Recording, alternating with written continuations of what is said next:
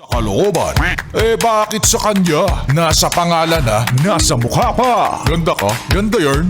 Ito na, ang nagmamaganda at feeling diva. Ganda Wanda! Yan. Kung magiging sayo ako, lolokohin mo rin ba ako? Pagpapalit mo rin ako, no? Sa mas pangit. Alam ko na yan kapag nasa inyo na, hindi nyo na pinahahalagahan. Kabisado ko na kayo, no? Anyway, mga yes friend, it's me, it's your girl DJ Ganda Wanda. Kasama nyo na ngayong Monday na naman. Para sa programang Chika ni Wanda. Ang chika sa akin, yes friend, ito ha. Totoo ba to? Nangaangkin ka na naman ng hindi iyo. Hala. Hoy.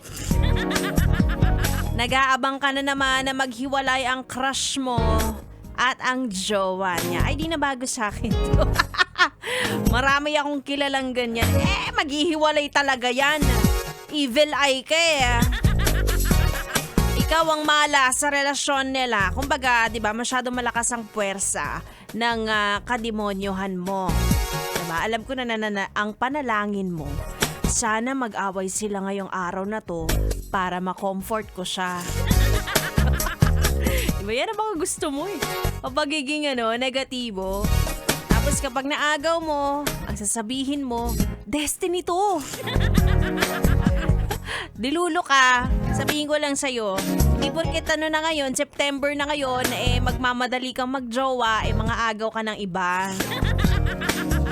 Lumaban ka ng patas. Diyos ko, alam nyo ba? Bilog ang mundo kapag naagaw mo, yung crush mo sa jowa niya malaki ang potensyal na maagaw din siya ng iba.